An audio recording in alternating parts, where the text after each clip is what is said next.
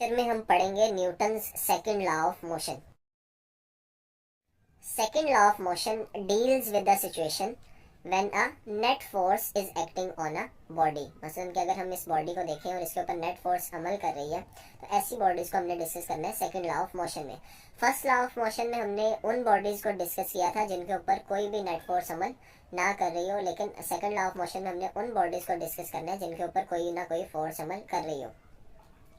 Second law of motion की statement के मुताबिक when a net force acts on a body it produces acceleration in the direction of force. जब भी किसी body के ऊपर फोर्स एक्ट करेगी तो उस फोर्स की वजह से बॉडी के अंदर एक्सेलरेशन पैदा होगा, जिसकी डायरेक्शन वही होगी जो कि उस नेट फोर्स की है।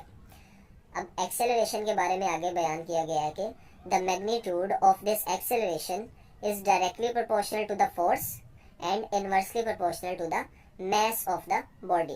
जो एक्सेलरेशन बॉडी में प्रोड्यूस हुआ है वो डायरेक्टली प्रोपोर्शनल है नेट फोर्स के, यानी कि A directly proportional to F, and inversely proportional है बॉडी के मास के, यानी कि A inversely proportional to mass.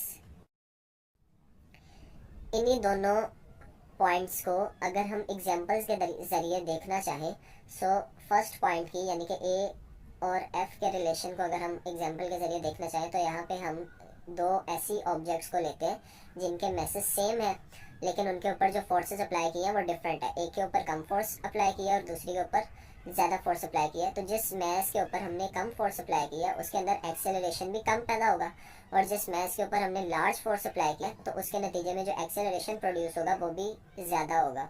So small force small acceleration और लार्ज फोर्स तो लार्ज एक्सेलरेशन, यानी कि A directly proportional to F. और सो अगर हम इस सेकेंड पॉइंट को देखें, यानी कि acceleration is inversely proportional to mass, तो इसकी एग्जांपल हम ऐसे ले सकते हैं कि दो बॉडीज जिनके मैसेज डिफरेंट है, एक का मैस कम और दूसरी का मैस ज़्यादा, उन पे अगर हम सेम फोर्स अप्लाई करें तो जिस बॉडी का मैस कम है, यानी कि जो हल्की बॉडी है, उसके अंदर एक्सेलरेशन प्रोड्यूस होगा ज़्यादा, और जो भारी बॉडी है उसके अंदर एक्सेलरेशन प्रोड्यूस होगा कम। सो स्मॉल मैस होगा तो लार्ज एक्सेलरेशन प्रोड्यूस होगा, और अगर मैस लार्ज है तो उसके अंदर एक्सेलरेशन कम पैदा होगा। जितनी भारी बॉडी होगी उतना ही एक्सेलरेशन कम होगा। So acceleration is inversely proportional to mass. अब इन दोनों क्वांटिटीज़ की फोर्स और मैस की कंबाइंड एग्जांपल हम इस तरह से ले सकते हैं कि दो बॉडीज़ हमारे पास अगर मौजूद हो, फर्स्ट बॉडी का मैस 40 kg और सेकंड बॉडी का मैस 400 kg, और उनको सेम पर्सन अगर पुश करना चाह रहा है, धक्का लगाना चाह रहा है, तो जो हल्की बॉडी है उसके ऊपर उसको बहुत कम फोर्स लगानी पड़ेगी और वो बॉडी आसानी से मूव कर जाएगी। लेकिन जो भारी ऑब्जेक्ट है उसके ऊपर उसे फोर्स भी ज़्यादा लगानी पड़ेगी, और जो एक्सेलरेशन प्रोड्यूस होगा वो भी उस भारी बॉडी में कम होगा। सो इन्हीं दोनों पॉइंट्स को हम कंबाइन करके लिख देते हैं कि A directly proportional to F divided by M, या इसी को रीअरेंज करके लिखना चाहें तो F directly proportional to mass into acceleration. अब इस एक्सप्रेशन को अगर हम एक इक्वेशन में कन्वर्ट करना चाहते हैं, यानी कि हम चाहते हैं कि इसमें इक्वल का साइन आ जाए, तो हमें प्रोपोर्शनैलिटी के साइन को ख़त्म करना पड़ेगा, जिसके लिए हमें एक कांस्टेंट ऐड करना पड़ेगा। यहाँ पे प्रोपोर्शनैलिटी कांस्टेंट है के। सो के इक्वेशन में पुट करने के बाद हमारे पास जो इक्वेशन आएगी वो होगी एफ इज इक्वल टू के एम ए, और सिस्टम इंटरनेशनल के मुताबिक के की वैल्यू है 1। सो अगर हम के की वैल्यू इस इक्वेशन में पुट कर देते हैं तो जो फाइनल इक्वेशन हासिल होगी वो होगी F is equal to mass into acceleration.